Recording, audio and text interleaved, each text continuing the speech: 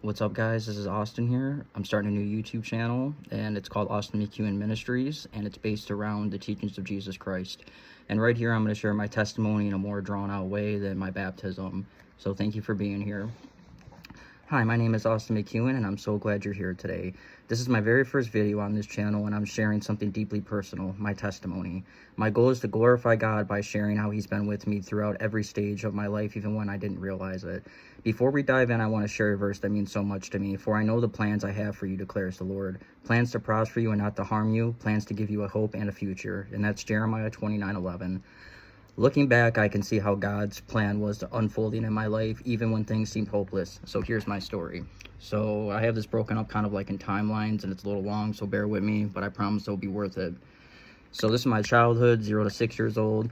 I was born in 1995 at a hospital in Grosse Pointe, Michigan, and I grew up in Detroit. My parents were young when they had me, and they separated when I was around 3 years old. One of my earliest memories is actually one of the few times I remember my parents being together. We were in the backseat of a car, and I heard a Biggie Smalls Hypnotize and ODB's Got Your Money playing on the radio. Even at that young age, music was already making an impression on me. It became a way for me to express myself, and later a big part of my journey, one that God would eventually use for His glory. When my parents separated, my dad and I lived in Detroit. My mom stepped away from the family temporarily, and for a while it was just me and my dad. But during this time, my dad started using crack cocaine. There was a drug pusher from the BMF family who got him hooked, and addiction took a hold of his life. Even though we faced challenges, God was still providing for us in small ways.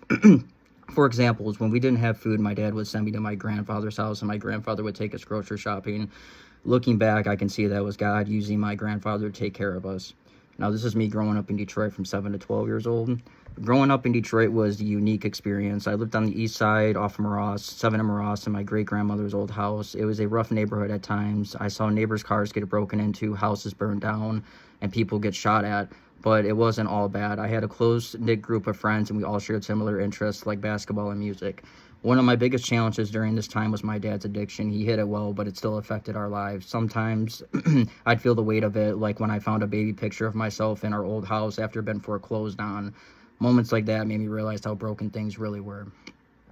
But even in the chaos, there were glimpses of God's hands. My grandmothers on both sides of the family came together to send me to a Christian school called Emmanuel Lutheran. They wanted to give me a solid foundation, and I believe God was planting seeds of faith in my life throughout that school.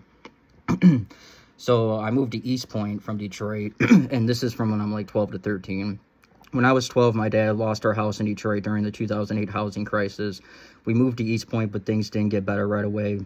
I struggled in school, got into fights, and started bullying others to feel powerful. I was eventually expelled from school, and my life felt like it was spiraling out of control. During this time, my dad's addiction was at its peak, and the darkness around me started to feel overwhelming, but God didn't leave me there. My grandparents stepped in, and my dad's sister helped get him to rehab. God used my family to pull me out of that situation and give me a fresh start. I moved to Imlay City to live with my grandparents for 8th grade. It wasn't easy leaving behind everything I knew, but God began to show me His grace. My grandparents had a huge impact on my faith. My grandmother had known Christ since she was young, and she prayed for me and showed me what it meant to follow Him, and my other grandmother as well. My first friend in Imlay City was a guy named Adam. He was also a brother in Christ, and through him I met other people like my buddy Chad. And I would make lifelong friends. I actually met my buddy Chad in this tech prep class in this middle school in Imlay City, and he'll have an impact later on in this story too. So looking back, it's so clear that God was with me, even when I didn't realize it. He worked through my grandparents, my friends, and even my struggles to bring me closer to Him. There were times when I felt the weight of generational curses like addictions, brokenness, and sin, but God was breaking those chains. My dad eventually got clean, and even though there were some relapses, God's grace saw him through. Today, my relationship with both my parents is stronger than ever, and I thank God for that. I share this story, this first part, not to glorify the struggles I faced, but to glorify the God who has seen me through every single one of them. If you're watching this and you feel like your life is too messy, too broken, or too far gone, I want you to know that God hasn't left you. He loves you, and He has a plan for your life, just like He has one for mine. One of my favorite verses is 2 Corinthians 12:9. My grace is sufficient for you, for my power is made perfect in weakness. My story is proof that God's strength shines brightest in our weakest moments. So the little recap, just born in Grosse Pointe. My parents were young when they met. Rap music became a significant outlet for me. Biggie Smalls, ODB, those were pretty big influences. And I started making music later on, like when I was a teenager, but actually started recording in my 20s. And just recently I've started wanting to record for God. So I'm starting to think that passion was put in me for that as well. So we have that, and then we had the drug pusher that would come, to the house and everything like that. He would just show up random times and, just sit outside until my dad came out. And the guy acted friendly and everything like that, but looking back, I know what was going on after talking with my dad, and for him being so honest. So like with my grandfather that lived behind us in Detroit, buying us groceries and there wasn't food, and then like my other grandparents, my mom's parents stepping in, they really helped, raise me too. It takes a village to raise a kid, and there ain't kidding about that. Obviously everybody's experience in life isn't like this so far, but I still believe it takes a village to raise a child. So there was unity in the neighborhood in Detroit. Like I had a fight there. Actually, there was this kid that would come over from Marcellus, and he didn't like me for some reason, and he came over with his brother trying to start stuff, and we actually had a big fight in the house across the street that was abandoned. And it really felt unity in the city for me. Obviously not me and the kid fighting, but the kid, his brother tried to jump in, and my other buddy jumped in, and I was about like this when I was about 11, 12 years old, and it showed me young that, it's nice when, people really got your backs and stuff like that. Shout out Boogie, wherever you are. And then let's see. And then I remember waking up early doing my homework one morning. Someone's like breaking into vehicles outside, like these teenagers. And I just remember seeing that and just, maybe not really understanding until a little bit later on in life, to be honest with you. And then also my mom got married to my stepdad when I was 3. And then I have a stepsister, and that's a marriage through my mom and stepdad. And then I have a half brother as well. So, going to Emmanuel Lutheran, I was the only kid from Detroit that went there. And because it was on 21 Mile and I lived off of 7 Mile. So sometimes my dad wouldn't even have enough gas to take me to school. And I remember people ask me why I wasn't at school, and I tell them, and they start making fun of me, and I'm just like, bruh, you don't even know. But everyone's life's different, and those situations really shape you even as a child. So with my dad's addiction, when I was younger, he would just go away upstairs for a while, and it always felt like there was some type of distance and stuff like that, to be honest. But he was there in the aspect of supplying for me and supporting me the best he could. But when you have addiction, obviously that stunts that. So yeah, and then we moved to East Point because my dad lost the house during the housing crisis, and then I started going to this school called Kelly Middle School in East Point, and I didn't really have a lot of friends at first, but I thought if I started getting into fights, I would get respect. And I'm about 12 years old at this time, and I got into a couple fights, and there you get 30-day suspensions for one fight, and I got kicked out of the school in 8th grade, and that's when my grandparents had to jump in and bring me to Imlay City. In Imlay City, they didn't even want to take me at first because they thought I'd be a threat to the students, believe it or not, because of the history that happened in East Point. But they gave me a chance, and I remember my grandmother crying in Mr. Mason's office, I believe, and they really opened up a lot of doors for me. So, I found faith, through my buddy. I found faith through Christ, obviously, at a young age, because it was always around in my life and stuff like that. But, my buddy Adam, was into the faith, and that was always pretty cool. And we still keep in touch to this day, and I think that was awesome. And, I prayed for a change in my life, and, Chad and I left to California together in 2018, and it was the change I needed. So God was placing these people in my life way before they were obviously being used in my life, but there was a peak of that, of them being used in my life, and I'm forever grateful for that. So I had spiritual battles young because addiction in the family, and but I know that God was already breaking through those chains with change. And I don't think I started recognizing God's presence until I was a teenager and a little bit older. And especially now what's going on in the world, I really feel like that, not that I feel, I know that God is real, specifically Jesus Christ and everything he did. So, Christ was there for me even through those dark times as a kid, so that was awesome. You looking back on it at the time, it obviously doesn't feel like that.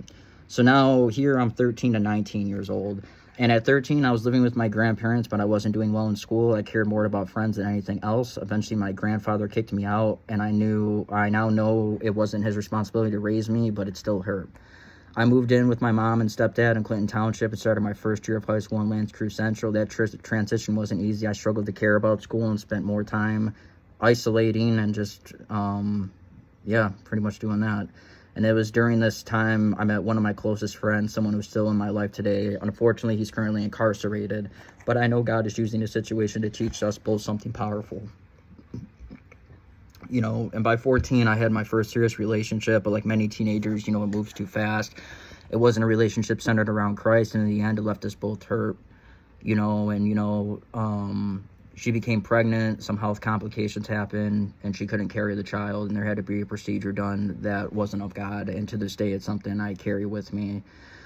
I should have a 14-year-old child right now, and that reality often reminds me of the weight of my decisions, even at a young age, and I can now see that moving too fast and living outside of God's plans has serious consequences. The relationship wasn't good for us either. It was very unhealthy in a lot of ways, and at 15, I made the decision to walk away. So, and at this time, at 15, I'm living with my dad. At this time, he dated a woman that was of Christ, or tried to be of Christ at least, and they were both trying to follow Christ. That's the best way I can put it. And that year, I went to 2 high schools. I went to Richmond in Michigan and L'Anse Creuse North in Michigan. My dad moved twice, so I went to one school for a semester and another school for another semester. I was actually doing the best at these schools because I was dating that girl at the time, and she actually helped me with my homework, so that was always nice. And honestly, I didn't really care that much about school, but it was nice to be getting some good grades at least sometime in school. That spring,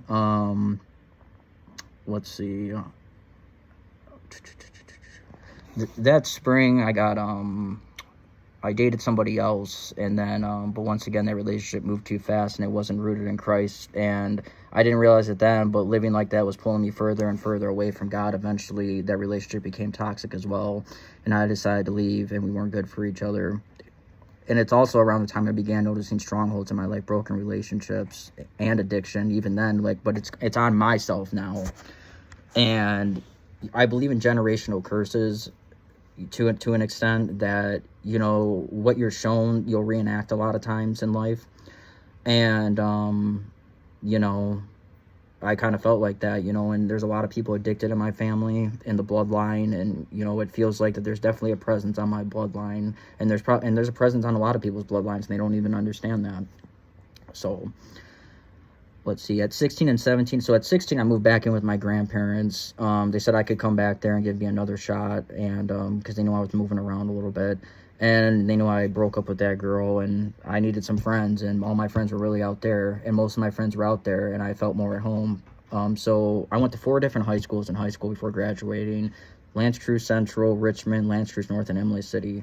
I was struggling to stay focused during this time. I got into partying when I was 16, experimenting with drugs and chasing women, smoking a lot of synthetic cannabis, K2, trying weed, pills, and alcohol for a while. It makes you feel alive and free, but looking back, I know that it was just an illusion. I was just trying to fill a void that only God could fill. I also started working my first job at Kroger in Imlay City when I was 16. That's when I began to notice I had anxiety in large groups of people, though I didn't understand it fully at the time. By 17, I had left that job to focus on enjoying my final year of high school, but I wasn't really keeping up with homework or responsibilities. Despite all this chaos, I found a sense of belonging in Imlay City, even making the snow coming court there, which I know isn't that big of a deal, but it was still cool for me because I never thought I'd be a part of something like that ever. And being in the country gave me a peace, and I hadn't felt anywhere else. I stood out because I came to the city, but I embraced it. At 18, after I graduated high school at 17, I moved in with my dad and stepmom. They were renting a house in New Haven, Michigan. My dad got married that year, and while I was happy for him, there were still challenges. I started working midnight shifts at a factory called Stanton and attended Macomb Community College for a semester. I struggled to keep up with my classes, though, and even fell asleep one time during my final exam. That was embarrassing, to say the least. At home, things weren't always easy. My dad and stepmom were supportive, but we had our moments of tension. One night, a storm knocked down a tree onto our cars, totaling one of our vehicles. The stress from that situation led my dad to a relapse for a night, and I saw firsthand how addiction is a spiritual battle. Drugs don't just affect the body, they affect the soul. They say the same year I had a spiritual experience that shook me. Some friends and I were hanging out at a girl's house, and we decided to use a Ouija board. When we were asked the spirit its name, it spelled out my name. It was eerie, and I didn't feel right about it. Afterward, one of the girls there tried to act on lustful intentions, and I knew something dark was happening in that moment. I chose to sleep in my car that night, and looking back, I see how God was protecting me. At 19, I was in another relationship. This time, I met a girl at work. I prayed to God, asking if she was the one for me. A week later, I totaled my car, a Dodge Dart, in an accident caused by driving under the influence. Smart of me, right? Just kidding.